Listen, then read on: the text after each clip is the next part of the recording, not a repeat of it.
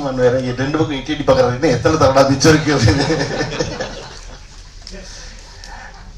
பேரன்பும் பெருங்கோபமும் படத்தின் வெளியீட்டு அறிவிப்புக்கு வந்திருக்க உங்கள் எல்லோரையும் வணங்கி மகிழ்கிறேன்.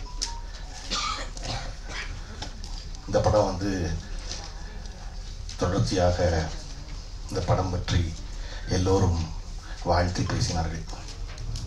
அதில் குறிப்பாக தங்கர் பச்சனின் மகன் அறிமுகமாகிற படம் என்பதால் தங்கர் பச்சனை பற்றி அதிகம் பேசினார்கள். நீங்கள் தங்கர் பச்சனை புரிஞ்சுக்கிறதுக்கு உங்களுக்கு நுட்பம் வேணும். 9 ரூபாய் நோட்டுன்னு ஒரு படம். 9 ரூபாய் நோட்டுனா என்ன? செல்லாது இல்லை. அப்படித்தான் ரொம்ப நாள் என் நண்பர் தான் சொன்னே. அப்படி இல்லைடா, இந்திய நாணய அமைப்பில் மொத்தம் 9 ரூபா நோட்டு இருக்கான்.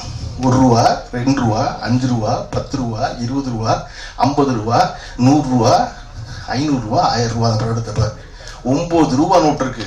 அந்த 9 ரூபா நோட்டு பயனில்லடா, அதை விட அந்த மனுஷன் உயர்ந்தவரா சொல்ற நுட்பம் இல்லைடா. நாங்கள் என்னடா படம் வந்து இத்தனை வருஷங்களுக்கு எனக்கு சொல்லிருக்கேன். புரியாம அந்த படத்தை 2-3 தடவை பார்த்துட்டேன். அதை விட அண்ணன் சொல்றது ரொம்ப பிரமாதமான நுட்பம் இருக்கு. என்னன்னா, இந்த படத்துல கதாநாயகனுக்கு விஜித்னு பேர் வச்ச அண்ணன் ஒன்று சொன்னார் பாருங்க. நான்லாம் அதுல இருந்து மீளவே இல்லை. நான் நினைச்சுக்கிட்டு இருக்கேன் அஜித்ல பாதி விஜய்ல பாதி விஜித்னு. இதெல்லாம் நீங்க நினைச்சிருக்கீங்க. நம்ம எல்லாம் 9 ரூபா நோட்டமா நினைச்சவங்க எல்லாரும். அண்ணன் தான் சொன்னார், நான் ராத்திரி திடீர்னு முழிச்சேன், எனக்கு இந்த பேர் ஒலிச்சிச்சு காதுல, அப்படித்தான் அந்த பேர் வச்சேன்னாரு. எனக்கு என்ன பிடிச்சிருந்துச்சுன்னா, அதை நம்ம நம்புறமோ இல்லையோ, தங்கர் பச்சை நம்புறா பாருங்க. இந்த பேர் காதுல ஒலிச்சிச்சு, அதை எல்லாரும் சொல்றாரு பாருங்க. அந்த நம்பிக்கை தான் ரொம்ப முக்கியம் சினிமாவில். இதை சொன்னா நம்புவோம், என் நம்புறப்ப நம்ம சொல்லுவோம் அப்படின்னு. அப்படி இந்த படத்தில் அறிமுகமாகும் விஜித் பச்சானுக்கு முதல்ல வாழ்த்துக்கள். இதை வேற சுசிங்கிற வேற காதுல கேட்டதுன்னு தெரியாம தம்பி தம்பி பேர் வர மாட்டேது, பேர் வர மாட்டேங்கிறாரு. நாங்க கூட யோசிச்சு வச்சிருக்கோம் ஒரு பேர், நீ மட்டும் பேர் வராதுங்கிறீங்க.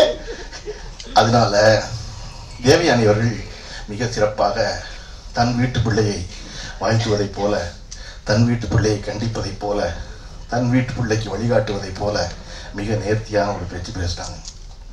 நீங்கள் பார்த்தீங்கன்னா தேவயானி ஒரு 20 வருஷம் கழிச்சு தம்பி பிரமாதமாக பெரிய நடிகன் ஆயிடுவான். அவன் தம்பி அதோட பெரிய நடிகன் ஆயிடுவான். ஆனதுக்கு அப்புறம் என்ன செய்வாங்க தெரியுமா? தங்கர் பச்சன் கீழே உட்கார வச்சுருவாங்க. தங்கர் பச்சன் கீழே உட்கார வச்சுருவாங்க முதல் வரிசையில். ஏன்னா அவங்க என்ன கோவம் இருக்கும், நான் அறிமுகமாகிறேன், மேடையில இருந்து உட்கார்ந்துக்கிட்டு வர்றவங்க போற எங்களை பேசாம எங்க அப்பனை பேசிட்டே இருந்தாங்க. கேட்டாரா பாத்தீங்களா? என்ன பண்ணி முதல் படம் நடிக்கிறதுக்குள்ள எல்லா ரகசியத்தையும் கதாநாயகி தான் நீயும் சொல்ற.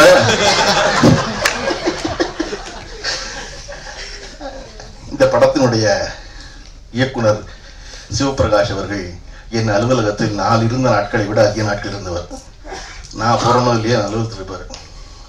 அது வந்து அவர் வந்து ஒரு நுட்பமான ஒரு அரசியல் தேர்ந்தவர். நீ அரசியல்லாம் உன்னை கட்சியில் நினைச்சக்கூடாது. தினசரி வாழ்க்கைக்கு ஒரு அரசியல் தேவைப்படுது இல்லையா? அந்த அரசியலை வந்து முழு முதலா படித்தவர் வந்து சிவபிரகாஷ். அவருக்கு வந்து என்ன எந்த காரியம் எப்படி செய்யணும்னு தெரியணும். அடிப்படை அரசியல் போல அதுதானே. இதனால் இவன் முடிக்குங்கிறத தெரிஞ்சுக்கிறதா முதல் அரசியல். அதை ரொம்ப நேர்த்தியா தெரிஞ்சவர் சிவபிரகாஷ். நம்ம பேசிட்டு இருக்கும்போது யாருப்பா அங்கே ஏசி போடுங்க நாங்கள்ல சீமான் கிட்ட என்ன சொல்றாங்க, போடவே மாட்டாங்க. சுரேஷ் ஏசியை போடுங்க தான் சுரேஷை திருப்பி கூட்டு கேட்க முடியும், என்னடா ஏசின்னு. நீங்க பொதுவா யாருப்பாங்க சாம்பார் கொண்டு வாங்க, சாம்பார் கடைசி வரை பத்திக்கு வரவே வராது. அந்த மாதிரி நம்ம ஆள் குறிப்பிட்டு சொல்லணும். அப்படி சிவபிரகாஷ் குறிப்பிட்டு சொல்றவர் தன்னுடைய முதல் படத்தை இவ்வளவு ஒரு அடர்த்தியான படமாக எடுத்திருப்பதாக பார்த்த எல்லோரும் சொன்னார்கள். ஏன்னா நான் பார்த்துடக்கூடாதுன்னு ரொம்ப கவனமா இருந்தார் சிவபிரகாஷ். வேற கார சொல்லி எனக்கு இன்னைக்கு வரையும் படம் காட்டல. அவர் கேட்டாரு, என்ன உங்களுக்கு மட்டும் காட்டலையா? இல்லை என்ன காட்டல, இருந்தில்லை, நல்லதுதான். நான் என் இயக்குனர் படம் காட்டல. எழில்சார் துல்லாமுத்தூர் படம் எடுத்த போது இயக்குனர் படம் காட்டல. அவருடைய இயக்குனருக்கு நான் பார்த்திங்க சார் படமே காட்டல, ஒரு ஃப்ரேம் கூட காட்டல. எனக்கு என்னன்னா பார்த்துக்கிட்ட தியேட்டரில் வந்து அப்படின்னு தியேட்டரில் அந்த படம் பார்த்து வெற்றிகரமாக ஓடிய பொழுது என்னை விடவும் அதிகம் மகிழ்ந்தது திரு பார்த்திபன் அவர்கள் தான். அதை போல இந்த படம் பெறும் வெற்றிக்கு சிவபிரகாஷோட அதிகம் நான் மகிழ்வேன். இன்னொரு முக்கியமான விஷயம், தொடர்ச்சியாக மேடையில் பேசிய எல்லோரும் இந்த படத்துக்கு தொடர்பில்லாத செய்திகளை சொல்லிகிட்டே இருந்தாங்க. அது பொதுவான சினிமா செய்திகளாக இருந்தால் கூட அப்படி பேச வேண்டாம்னு நினைப்பேன். நான் சொல்கிறேன் இன்னொரு இடம் இருக்குது, வேறு இடத்துல சொல்லிக்கலாம் போய் அப்படி. இது பேரன்பும் பெருங்கோவங்கிற ஒரு படம். அந்த படம் வெற்றி வரணும்னு விரும்புகிற வாழ்த்துறை எல்லோரும் கூடியிருக்கும். ஆனால் அப்படி சூழலில் உதயகுமார் அவர்கள் போல, இசை அவர்கள் போல படம் ஓட மாட்டேங்குது சொல்ல, படம் ஓடும். எப்படி படத்தை ஓட வைக்கிறேன்னு தெரியல, நல்ல படம் எடுத்தால் ஓடும், அவ்வளோதான். ரொம்ப சிம்பிள். ஏன் படத்தை ஓட்ட வைக்க முயற்சி பண்ணுறீங்க? ஓட்ட வைக்க முயற்சி பண்ணாதீங்க. படத்தை நல்ல படம் தான் ஓடும், அப்படி தான் ஓடி இருக்குல்ல படம் இல்லையா? இல்லைங்க உங்களுக்கு தெரியலைங்க அப்படின்னா குறைஞ்சபட்சம் இந்த திரைத்துறையில் இருக்க பிரச்சனைகளை வந்து அரங்கத்தில் பேசாதீங்க, அறையில் பேசுங்க. இங்கே ஒரு 40 சேனல் உட்காந்துக்கிட்டு திரும்ப ஒளிபரப்பிக்கிட்டே இருக்காங்க. சினிமா மோசமாக இருக்குது, அப்படி. அதுக்கு 2 பேர் உட்காந்துக்கிட்டு ஆரம்பிக்கும் போதே அந்த படம் எத்தனை கோடி நஷ்டம் தெரியுமா ஆரம்பிக்கிறாங்க. நான் சொல்கிறேங்க, திருக்குறளில் உள்ளியது எய்தல் எளிதும்பர் வள்ளுவர். நீ மனசில் நினைக்கிறீங்களா? அதை எய்தது எளிது, உள்ளியது எய்தல் எளிது, மண் மற்றுந்தன் உள்ளியது உள்ள பெரின். முதல்ல நீ நம்பணும், நீ நினைக்கணும். ஆகும்னு சதா சர்வகாலம் நினைச்சுக்கிட்டு இருந்தேன்னா அது நடக்கும். நீங்க எப்ப பார்த்தாலும் 200-200 பேரை கூட்டி சினிமா ரொம்ப மோசமா இருக்கு, யாருமே பிழைக்கல, நாங்கெல்லாம் ரொம்ப கஷ்டப்படுறோம், நாங்கெல்லாம் சினிமாவை காப்பாற்ற போடுறோம், தயவு செஞ்சு போடாதீங்க. சினிமா காப்பாற்ற எல்லாரையும், சினிமாவை யாருமே காப்பாற்றவே முடியாது. இங்க இந்த சீனுமே புது சீன் இல்லை, எல்லாமே பழைய சீனு. கதை இல்லாம கதை கேட்கிறாங்க, கதை இல்லாம கேட்கிறாங்க. ஆர்விஜயகுமார் ரஜினிகாந்த் எப்படி கதை கேட்டாரு? எப்படி எஜமான் படம் நடந்துச்சு? சின்ன கூண்டு வெற்றி பெற்றுச்சு, அதனால கூண்டு நடந்துச்சு. ஆர்விஜயகுமார் மிகச்சிறந்த கதையை வச்சிருக்காரு, கூப்பிட்டாரு ரஜினிகாந்த். ஆர்விஜயகுமார் மிகப்பெரிய வெற்றியில் இருந்தாரு, கூப்பிட்டாரு. அந்த இடத்துல நல்ல கதை பண்ணாரு. அதனால இது எல்லாமே எப்பொழுதும் திரையுலகம் என்பது வியாபாரம் சார்ந்தது இல்லையா? உலகமே வியாபாரம் சார்ந்தது. இந்த உலகத்துக்கு யாரு வேணும்? வெற்றி பெற்றவர்கள் வேணும் இல்லையா? திரும்ப இன்னைக்கு ஏன் தக்கர் பச்சன் அவர்களை குறிப்பிட்டுட்டே இருக்காங்க மேல இருக்க எல்லாரும்? அவர் வெற்றி பெற்றவர். ஏன் தேவையானவர்கள் நன்றியோட சொல்றாங்க? ஏன் சொல்றாங்க அப்படின்னா, எனக்கு எதுவும் தெரியாது, அவர் சொன்னாரு பாரதி நடிக்க சொல்லி, அவர் சொன்னாரு மறுமலர்ச்சி நடிக்க சொல்லி நான் போனேன்னு. அப்ப விஜித் பச்சனுக்கு இந்த மேடையுடைய டேக்கவே என்ன தெரியுமா? செய்தி என்ன தெரியுமா? இயக்குனர் ஒளிப்பதிவாளர் சொல்றதை கேட்டீங்கன்னா நீங்க வெற்றி படத்துல இருப்பீங்க. உங்களுக்கு தெரியாது, அவர்களுக்கு தெரியாது, அவங்க செய்வாங்க அந்த வேலையை. அப்ப இங்க பெருவெற்றி பெறுவதற்கு மிகச்சிறந்த படங்களையும் மிகச்சிறந்த மனிதர்களையும் உடன் வைத்துக் கொள்வதுதான் முக்கியம். சிவபிரகாஷ் அவர்களுக்கு முதல் படத்திலேயே அந்த வாய்ப்பு அமைந்திருக்கிறது. அவர் பெருவெற்றி பெறுவது முக்கியம்.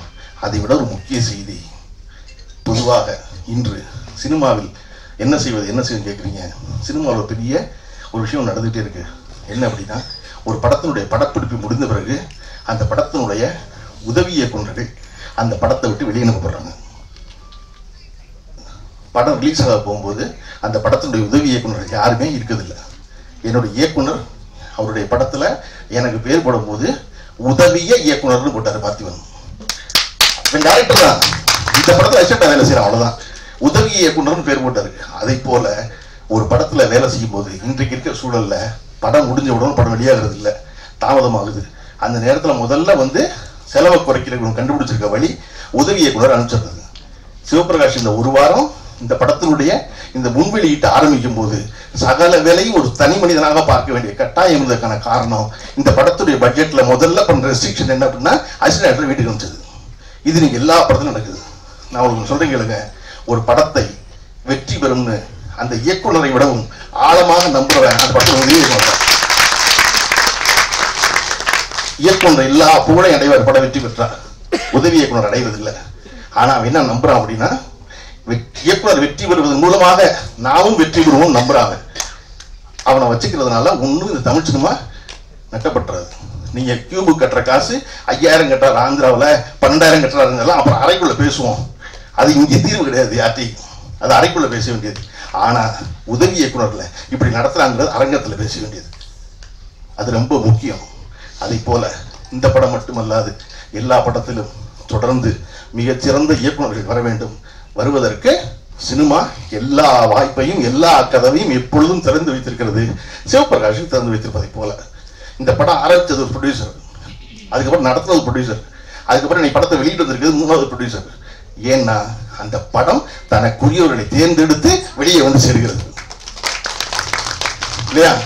அப்ப இதை போல அனைத்து படைப்புகளும் பெரும் படைப்புகளாக வரட்டும். எல்லா படைப்பிலும் பேரன்பும் பெருங்கோபமும் நிறைந்திருக்கட்டும். குழுவினருக்கு வாழ்த்துக்கள். நன்றி.